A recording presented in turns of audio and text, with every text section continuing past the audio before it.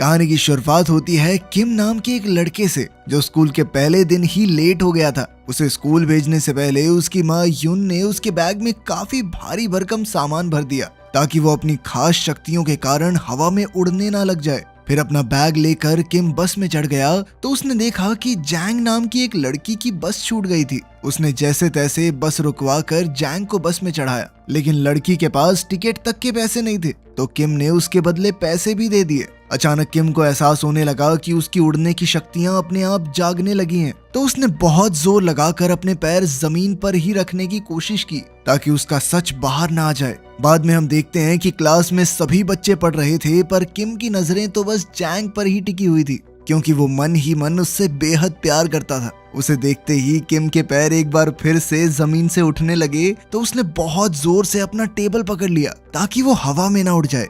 वहीं दूसरी ओर हम एयरपोर्ट पर फ्रैंक नाम के आदमी को देखते हैं। उसने पार्किंग लॉट में मौजूद एक ट्रक में से अपने मिशन का सामान उठाया और फिर एक वर्कर का भेस बना लिया। तब ये खुलासा होता है कि फ्रैंक एक सीरियल किलर था जिसे सुपरनैचुरल कंट्रोल एजेंसी ने सोल में मौजूद अद्भुत शक्तियों वाले लोगों को मारने का काम दिया था। स्कूल खत्म होने के बाद सब बच्चे घर वापस जा रहे थे पर तभी ली नाम का लड़का जैंग को रोककर स्कूल की जिम दिखाने ले गया। क्योंकि जैंग स्कूल में नई आई थी इसलिए टीचर्स ने ली को जैंग को स्कूल दिखाने का जिम्मा दिया था। वहीं दूसरी ओर फ्रैंक अपने पहले शिकार जिनचिन के ऑफिस में पहुंचा। जिनचिन तो उसे देखते ही समझ गया कि ये कोई बहरूपिया है। जिनचिन ने उसे अकेले में ले जाकर पूछा कि वो उसका असली नाम कैसे जानता है, तो फ्रैंक ने उसे बताया कि एक कंपनी ने तुम्हें मारने के लिए मुझे यहाँ भेजा है। ये सुनते ही जिनचिन ने गुस्से में आकर अपनी जबरदस्त ताकत से गोल्फ स्टिक को कागज की तरह मरोड़ दिया और उसी से फ्रैंक पर हमला बोल दिया। फ्रैंक ने जैसे तैसे खुद को बचाया मगर जिनचिन ने उसे उठाकर बड़ी जोर से दीवार पर पटककर दीवार ही तोड़ दी। उसी पल अचानक फ्रैंक ने जिनचिन के चश्मे का कांच तोड़ दिया जो सीधा उसकी आंख में जा लगा। फिर उसने मौका देखकर एक पेन की मदद से उसकी छाती पर हमला किया और उसके दिल पर वार करके उसे वहीं मार डाला। आखिरकार उसने जिनचिन की लाश को खिड़की से बहुत दूर फेंक दिया और इसी तरह उसका पहला टास्क पूरा हुआ। फिर वो अपने ट्रक में लौट आया और अपने फोन से मैसेज भेजकर टास्क पूरा होने की खबर दी। उधर किम की माँ यून घर में साफ सफाई कर रही थी। इसी दौरान उसने अपना फोन देखा तो चारों तरफ जिनचिन के खून की खबरें आ रही थी। उधर स्कूल खत्म होने के बाद भी जैंग स्कूल में बैठकर पढ़ाई कर रही थी क्योंकि उसे स्कूल के बाद बेस्ट कॉलेज में जाना था, मगर वहाँ की फीस बहुत ज्यादा थी इसलिए मन ही मन में जैंग ने उम्मीद ही छोड़ दी थी। जब उसके पिता ने उससे पूछा कि तुम्हें पैसों की जरूरत है तो उसने झूठ कह दिया कि नहीं, मुझे तो बस स्कूल यूनिफॉर्म खरीदने के लिए पैसे चाहिए। इसके बाद हम मिनोंग जुंग नाम के एक आदमी को देखते हैं जो नेशनल सिक्योरिटी एजेंसी का डायरेक्टर था। जब उसे जिनचिन के कत्ल की खबर मिली तो उसके असिस्टेंट ने कहा कि ये तो नामुमकिन है, पर फिर भी वो उसकी मौत की खबर को सोशल मीडिया से हटाने की पूरी कोशिश करेगी। मगर मिनोंग जानता था कि शहर के सभी खास शक्तियों वाले लोगों पर खतरा मंडरा रहा है, इसलिए उसने अपनी असिस्टेंट को खुफिया हथियारों की ट्रेनिंग शुरू करने का ऑर्डर दिया। उधर किम की माँ यून ने उसके लिए डिनर बनाया और उसे खाकर किम सोने चला गया, मगर वो जैंग के ख्यालों में इस कदर खो गया कि उड़ते हुए छत पे जा लगा। खैर बाद में यून अपने टेबल पर बैठी और एक खुफिया डिब्बे में से अपनी बंदूक निकालकर उसे दोबारा असेंबल करने लगी। असल में उसे शक था कि जिनचिन की मौत की खबर को दबाया जा रहा है और हो सकता है कि वो कातिल बाकी खास शक्तियों वाले लोगों के पीछे भी जाए। इस दौरान यून को अपनी कई साल पहले वाली जिंदगी याद आई जब वो किम को अपनी पीठ पर चढ़ाकर शहर में घूमा करती थी क्योंकि उसके पास रहने को कोई जगह नहीं थी। फिर एक दिन एक सुनसान शेड के मालिक ने उसे रहने को जगह दी। फिर जैसे जैसे समय बीता तो यून ने अपने बेटे के लिए एक बड़ा सा प्ले हाउस बनाया और साथ ही कई सेफ्टी नेट्स भी लगाए ताकि किम अपनी उड़ने की शक्ति को काबू करना सीख सके। पर दिक्कत ये थी कि किम अभी समझ नहीं पा रहा था कि उसकी माँ क्या कहना चाहती है और इसी वजह से उसकी ट्रेनिंग काफी मुश्किल से हुई। पर फिर भी यून ने हिम्मत नहीं हारी और कई महीने की मेहनत के बाद उसने इस शेड को बड़े से रेस्टोरेंट में बदल दिया और उसका काम अच्छा चलने लगा। उसी समय से उसने किम को बाहर खेलने से मना कर दिया और उस बेचारे ने अपना पूरा बचपन टीवी पर कार्टून सुपर हीरोज देखकर ही गुजारा, जिससे उसे लगने लगा कि वो भी एक सुपर हीरो है। अब उसने सबको अपनी शक्तियां दिखाने के लिए अपने स्कूल के दोस्तों को बुलाया और उनके सामने उड़ने लगा। उसे उड़ते हुए देखकर उसके सभी दोस्त काफी खुश थे और किम भी आखिरकार अपना राज बताकर काफी खुश था। पर वो ये नहीं जानता था कि स्कूल के प्रिंसिपल ने उसे देख लिया है। फिर शाम को किम के एक दोस्त ने भी उसकी तरह उड़ने की प्रैक्टिस करने की सोची ताकि वो भी बाकी बच्चों को इम्प्रेस कर सके, पर वो फिसल कर बुरी तरह गिर गया और उसे काफी चोट लगी। इसके बाद यून को स्कूल में बुलाकर किम की काफी शिकायत की गई, तो यून को बेवजह ही उनसे माफी मांगनी पड़ी। किम को एहसास हो गया था कि उसकी माँ को उसकी वजह से कितना शर्मिंदा होना पड़ा, तो वो बेहद दुखी हो गया और छत पर जाकर रोने लगा। मगर अचानक उसकी कमर से बंधी रस्सी टूट गई और वो तूफान में उड़ गया। पर तभी ऐन वक्त पर यून ने वहां आकर पूरे जोर से रस्सी को खींचकर अपने बेटे की जान बचाई। फिर अगले दिन सभी बच्चे स्कूल पहुंचे, पर किम और जैंग दौड़ने के बावजूद भी थोड़े लेट हो गए। पर गार्ड ने देखा कि वो कुछ ही सेकंड लेट थे, तो उसने उन्हें अंदर जाने दिया। वहीं शहर में दूसरी ओर फ्रैंक एक पुरानी लाइब्रेरी में पहुंचा और वहां का दरवाजा बंद करके मालिक के सामने जा खड़ा हुआ। उसने मालिक से पूछा कि क्या पहले वो बंक के नाम से जाना जाता था। तो उस आदमी को एहसास हुआ कि वो खतरे में है, इसलिए उसने अपनी बिजली की शक्ति का इस्तेमाल करके सभी लाइट्स बंद कर दी।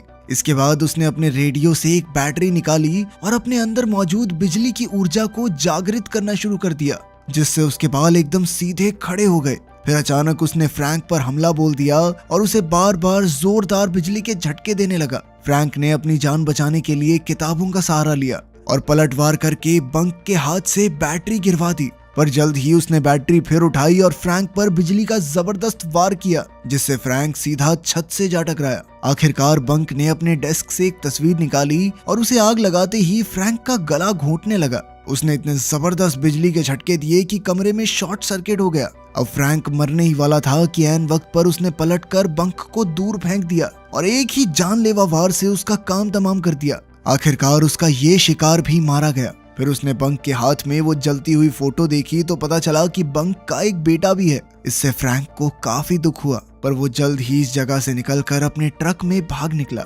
उधर स्कूल में जैंग को एहसास हुआ कि स्कूल पहुंचने के लिए दौड़ने की वजह से उसकी यूनिफॉर्म से पसीने की बदबू आ रही थी। इस वजह से वो काफी शर्मिंदा थी और ऊपर से बैंग नाम का एक लड़का उसे परेशान करने लगा। उसने जैंग का स्कूल रिकॉर्ड उठाकर देखा कि वो जिम्नास्टिक्स करती है। फिर वो उसका मजाक बनाने लगा, तो ली ने उसे रोककर वापस अपनी जगह पर जाने को कहा। फिर कुछ समय बाद वो जिम में जिम्नास्टिक्स प्रैक्टिस करने गई, तो बैंग एक बार फिर उसे परेशान करने लगा। जब ली ने एक बार फिर से उसका रास्ता रोक लिया, तो बैंग ने उसे स्कूल के बाहर मिलने को कहा, जिसके लिए ली भी तुरंत तैयार हो गया।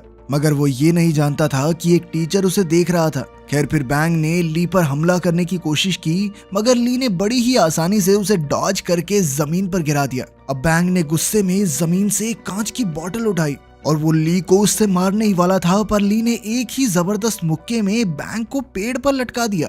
तब ये खुलासा होता है कि ली के अंदर भी अद्भुत शक्तियां हैं। खैर, बाद में जब टीचर ने बैंग के क्लास में न होने की वजह पूछी, तो ली ने झूठ कह दिया कि उसकी तबीयत ठीक नहीं थी, इसीलिए वो जल्दी घर चला गया। फिर कुछ घंटों बाद टीवी पर बंक के खून की खबर भी फैल गई, तो यून को अपने बेटे किम की हिफाजत की चिंता होने लगी। खैर, शाम को किम और जैंग एक स्टोर में उसकी नई यूनिफॉर्म खरीदने गए और फिर उन दोनों ने साथ में खाना भी खाया। वहीं दूसरी ओर फ्रैंक बंक के हाथ से मिली तस्वीर देख रहा था कि उसे अपने अगले शिकार का खात्मा करने के ऑर्डर्स मिल गए। उधर किम और जैंग आपस में बातचीत कर रहे थे और बाद में वो स्कूल में वॉशरूम साफ करने पहुंचे। ये उन्हें पनिशमेंट मिली थी क्योंकि वो सुबह क्लास के लिए लेट हो गए थे। इसी दौरान जैंग की नजर किम की चोट पर पड़ी, जो सुबह उनकी टक्कर की वजह से लगी थी। तब जैंग उसके जख्म पर मरहम लगाने लगी, पर उसके करीब आने से किम इतना ज्यादा शर्मा गया कि उसके पैर जमीन से उठने लगे। अब उसने अपनी शक्तियों को छुपाए रखने के लिए जैंग को वॉशरूम से बाहर जाने को कहा, मगर उसके जाने के बाद भी किम अपनी शक्तियों पर काबू न रख सका और अपने आप हवा में उड़ने लगा। फिर अगली सुबह टीचर ने फिर से बैंग के स्कूल न आने की वजह पूछी, पर किसी को इस बारे में कोई जानकारी नहीं थी। ये देखकर ली काफी घबरा गया। स्कूल खत्म होने के बाद जब किम घर लौटा, तो उसकी माँ यून ने उसे बहुत डांटा क्योंकि उसने आने में बहुत देरी कर दी थी। उधर फ्रैंक अपने अगले शिकार की तलाश में स्कूल के दरवाजे तक आ पहुंचा। तब सिक्योरिटी गार्ड ने उसे दरवाजे से अपना डिलीवरी ट्रक हटाने को कहा, तो फ्रैंक चुपचाप वहां से चला गया। मगर गार्ड को उस पर शक हो गया था, जिसके बाद उसने किसी को फोन किया। इसी तरह कई दिन बीत गए और अब जैंग अपनी टीचर के साथ जिम्नास्टिक्स की ट्रेनिंग कर रही थी ताकि वो बेहतर खिलाड़ी बन सके। इसी दौरान ली छुप छुपा कर जैंग को प्रैक्टिस करते हुए देखता रहता, क्योंकि वो भी मन ही मन जैंग को चाहने लगा था। एक रात प्रैक्टिस के दौरान अचानक जैंग का पैर मुड़ गया और वो बुरी तरह गिर गई। उसे देखते ही ली उसकी तरफ दौड़ा, पर उसी वक्त किम भी वहां आ गया, जिसके बाद ली बीच में ही रुक गया। दरअसल जैंग को दर्द में देखकर किम तुरंत उड़कर वहां पहुंच गया था, पर जैंग ने बताया कि मुझे ज्यादा चोट नहीं लगी है, और फिर वो वापस से ट्रेनिंग में जुट गई। अब वो किम की मदद से एब्स एक्सरसाइज करने लगी, मगर जैंग के इतना करीब आने की वजह से किम घबरा कर एक बार फिर से ऊपर उड़ने लगा और अचानक दूर जा गिरा। तभी जैंग उसकी मदद के लिए दौड़कर वहां आई। खैर उसी समय क्लीनर ने वहां आकर उन्हें बाहर जाने को कहा, क्योंकि आज उसे जिम्नेजियम की सफाई करनी थी। किम ने जैंग से कहा कि वो ठीक है और वहां से चला गया, पर जैंग को कुछ भी समझ नहीं आ रहा था कि वो अचानक उड़कर दूर कैसे जा गिरा। खैर कुछ समय बाद ली जिम में आया और उस बोर्ड के पास गया जहां जैंग अपनी छलांग की प्रैक्टिस कर रही थी। अब उसने गुस्से में आकर इतनी ऊंची छलांग लगाई कि उसका पंजा दीवार पर छप गया। खैर कुछ दिन बाद शाम को जैंग और किम एक दुकान पर खाना खा रहे थे। तभी अचानक जैंग को याद आया कि वो अपने स्पोर्ट्स शूज तो स्कूल के जिम में ही भूल आई। तब किम ने कहा कि उसका पेट भर गया है और वो अकेला जैंग के शूज लेने स्कूल की ओर चला गया। पर जैंग को कई दिनों से उसकी हरकतों पर शक था, इसलिए वो भी उसका सच जानने के लिए उसका पीछा करने लगी। जब वो स्कूल पहुंची तो किम के पैरों के निशानों की दिशा में आगे बढ़ी, और तभी उसे वो सभी पल याद आए जब उसने अपनी आंखों से किम को उड़ते देखा था। इसी तरह वो दूसरी मंजिल पर पहुंच गई, पर यहाँ पैरों के निशान गायब हो गए। तो उसने किम को आवाज दी। जल्द ही किम वापस आया तो जैंग ने उससे पूछा कि जब भी वो करीब होते हैं तो वो इतनी अजीब तरह से बर्ताव क्यों करता है। पर किम ने कहा कि ऐसा कुछ नहीं है, मैं तो नॉर्मली ऐसा हूँ। बाद में किम अपने बैग में कुछ ढूंढ रहा था तो जैंग ने देखा कि उसकी बैंडेज उतरने वाली थी, तो वो बैंडेज ठीक करने लगी, पर उसके छूते ही किम इतना शर्मा गया कि वो उसी पल हवा में उड़ गया और सीधा छत से जा चिपका। उसे देखकर जैंग हक्की बक्की रह गई, पर अब उसने किम को बचाने का तरीका ढूंढा। वो एक डब्बे के ऊपर चढ़कर किम की ओर कूद गई और उसे खींचकर अपने साथ जमीन पर ले आई। फिर उसने फटाफट किम को उसका भारी भरकम बैग दिया और आखिरकार सब नॉर्मल हो गया। इसके बाद वो स्कूल से चले गए, पर वो ये नहीं जानते थे कि सिक्योरिटी गार्ड ने कैमरास के जरिए ये सब देख लिया था। उधर घर पर यून डिनर बना रही थी और जब उसने देखा कि किम घर आ गया है तो वो दरवाजे पर गई। उसने देखा कि किम के साथ जैंग भी थी, तो उसे बेहद खुशी हुई, क्योंकि काफी समय बाद किम किसी दोस्त को घर लाया था।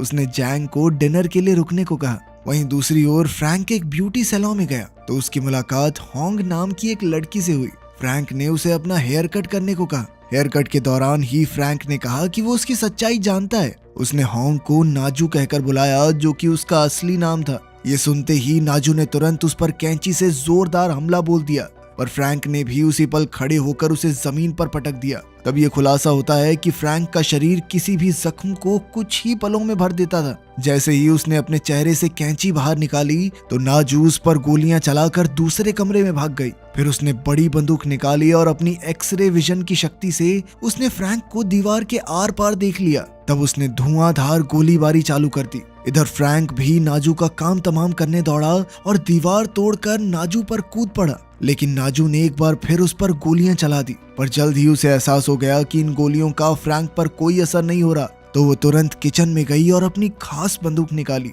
जल्द ही उसने कमरे में मौजूद पाइप्स पर गोलियां चला दी, जिससे पाइप्स में से गैस लीक होने लगी। इसी धुएं की आड़ में छुपकर नाजू ने फ्रैंक पर धुआंधार गोलियां चलाई। इसी दौरान नाजू को भी गोलियां लगी, पर फिर भी उसने अपनी बड़ी शॉटगन निकाली और फ्रैंक पर जोरदार वार किया, जिससे वो एक शेल्फ से जा टकराया। इसके बाद नाजू ने उसकी तरफ भागकर शॉटगन से जानलेवा वार किया, जिससे वो बहुत दूर जा गिरा। तब फ्रैंक फटाफट एक कॉरिडोर में छुप गया ताकि उसकी शक्तियां उसके सारे घाव भर दें। ठीक होते ही वो नए जोश के साथ बाहर आया और नाजू के शॉट से बचते हुए उसकी तरफ दौड़ा। उसने एक जबरदस्त किक से नाजू को गिरा दिया और फिर उसका गला घोंटने लगा। तब नाजू ने अपनी कैंची उसकी टांग में घोंप दी।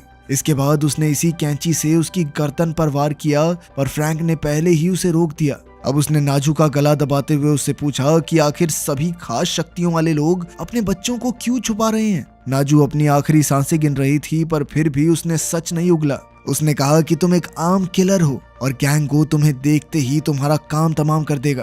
खैर ये सुनकर फ्रैंक को गुस्सा आया, जिसके बाद उसने नाजू के गले में कैंची मारकर उसकी जान ले ली। उसने कहा कि चाहे वो उसे अपने बच्चों का पता ना बताए, मगर जब तुम मरेगी तो फ्यूनरल पे आएंगे ना वो। उधर किम और जैंग उसके कमरे में खाना खा रहे थे कि तभी किम एक बार फिर से उड़कर छत पर जा लगा, तो जैंग ने फिर से उसकी नीचे आने में मदद की। कुछ समय बाद वो अपने घर चली गई तो यून ने देखा कि जैंग अकेली ही चली गई थी। उसने किम को खूब डांटा और अभी के अभी उसे भागकर उसके घर छोड़कर आने को कहा। अब किम अपनी शक्तियों की मदद से जल्द जैंग के पास पहुंचा। उसे देखकर जैंग काफी खुश हुई। फिर अगले दिन किम जैंग के साथ प्रैक्टिस सेशन में आया तो जैंग ने उसे बताया कि वो अपना पिछला स्कूल छोड़कर नहीं आई। असल में उसने एक साथ 17 लड़कियों को पीट दिया था, जिस वजह से उसे स्कूल से निकाल दिया गया। एक दिन उसके पिछले स्कूल में उसकी एक क्लासमेट को बाकी लड़कियां बहुत परेशान कर रही थी।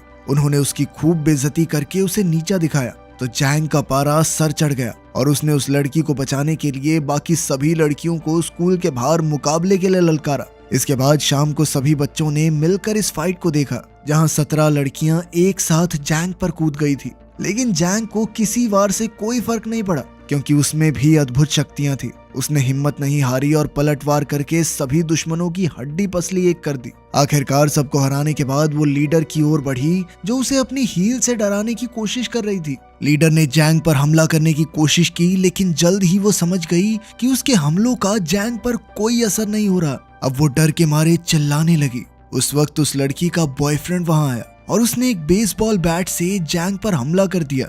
वो उसे जमीन पर गिराकर बार बार मारता रहा, लेकिन फिर जैंग ने एक पत्थर उठाकर लड़के के पैर पर दे मारा और उसी के बैट से लड़के के सर पर वार कर दिया। इस घटना के बाद जैंग को स्कूल से निकाल दिया गया और उसके पिता को मामला सुलटाने के लिए काफी पैसे भी भरने पड़े। उधर नाजू के अंतिम संस्कार पर फ्रैंक उसके बच्चों से मिला, लेकिन उनसे अपनी माँ के बारे में प्यारी प्यारी बातें सुनकर फ्रैंक का दिल टूट गया और उसने उन्हें मारने का प्लान कैंसिल कर दिया। उधर नेशनल सिक्योरिटी एजेंसी आम लोगों से म्यूटेंट्स के वजूद को छुपाने की हर कोशिश कर रही थी। आखिर में हम देखते हैं कि उस बिजली की ताकत वाले म्यूटेंट का लड़का अपने पिता की मौत का बदला लेने के लिए उसके कातिल को ढूंढ रहा था और उसके अंदर भी अपने पिता की तरह खास शक्तियां मौजूद थी। इस सीरीज का पहला सीजन यहीं खत्म हुआ। अगला सीजन अभी आया नहीं है, तो कमेंट्स में नेक्स्ट मत करना, ठीक है? मिलते हैं अगली वीडियो में।